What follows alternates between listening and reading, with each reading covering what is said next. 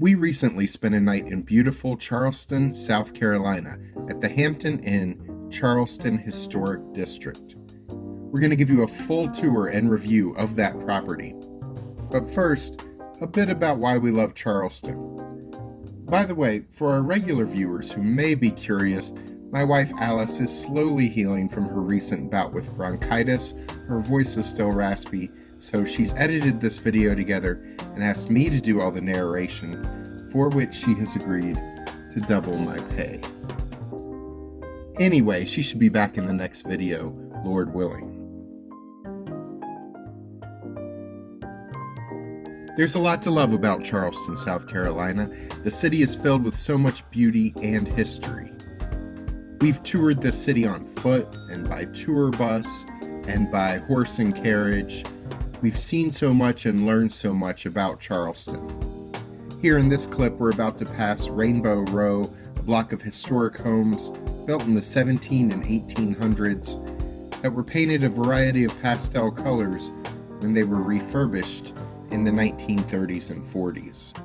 This is one of the most photographed spots in Charleston.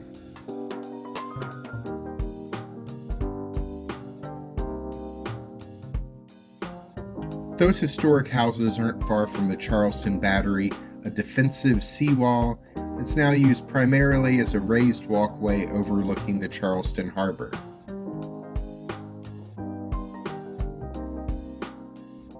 As you walk along the Battery, you see a number of antebellum homes on one side and get water views on the other. In the distance, you can see Fort Sumter, an island sea fort that played a prominent role in the War of 1812 and the Civil War. You can take a ferry to Fort Sumter to tour the historic site if you're interested.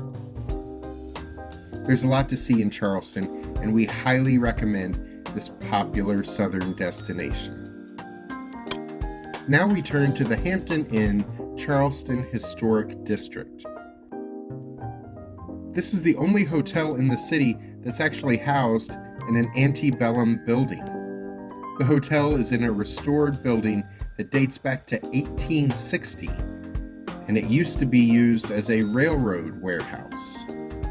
In fact, the original pine floors can still be seen in the lobby. They date back to this building's days as a warehouse over 150 years ago.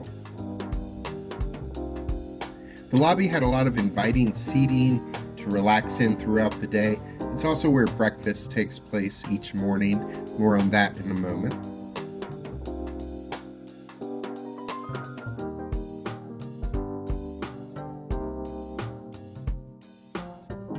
As you enter our second floor room and turn to the right, you encounter the latrine.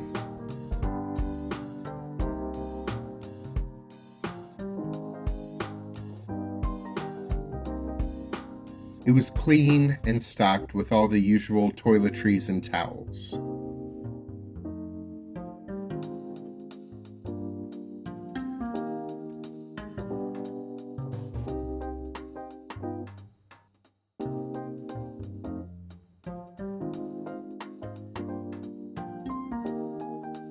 After exiting the bathroom, we find the closet with hanging space, stocked with ironing board, an extra blanket, and a luggage rack.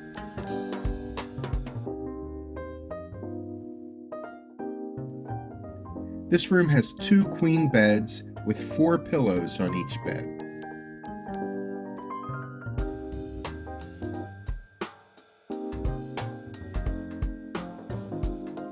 There's a nightstand in between the beds with a lamp, phone, and alarm clock, as well as some outlets to charge your devices.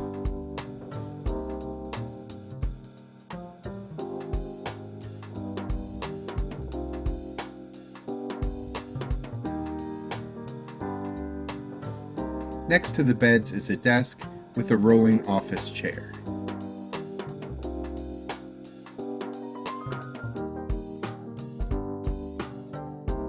A single-serving coffee maker is on the desk.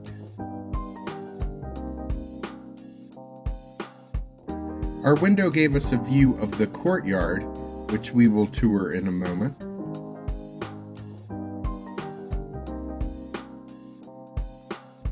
Our room had an ice bucket, a microwave, and a mini refrigerator with freezer.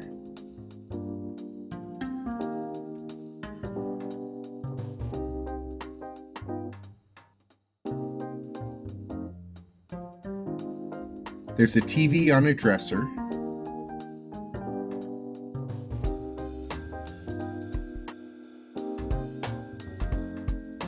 and we got free water bottles for being Hilton Honors members, as well as a Charleston attractions map upon check-in.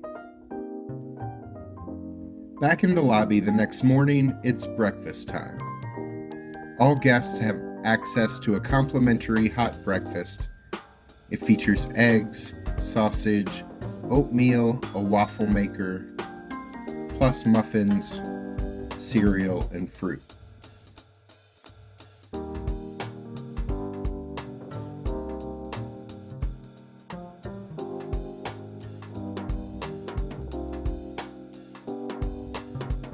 This hotel also boasts one of the largest courtyards in the historic district of Charleston. There's outdoor seating, plus the outdoor pool, which was open in March when we visited.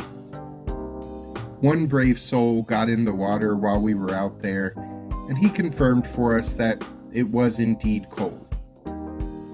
I'm sure it's wonderful in the heat of summer, though. The hotel also had a business center where you could access computers and a printer if needed. This is a nice hotel, a brief drive from many of Charleston's most iconic spots.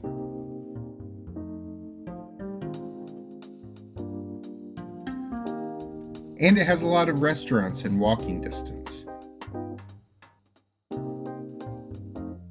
Even a dueling piano bar if that's your thing. We paid $354 for our night here, plus a $35 per vehicle parking fee. Rates vary based on the time of year, of course. When we stayed, it was a weekend that coincided with the town's St. Patrick's Day celebrations, as well as various schools' spring breaks. We've seen this rate listed as much as $100 more or $100 less than the rate that we paid, based on the times of year when tourism in the area is most popular. We stopped here on our way home from a Florida road trip.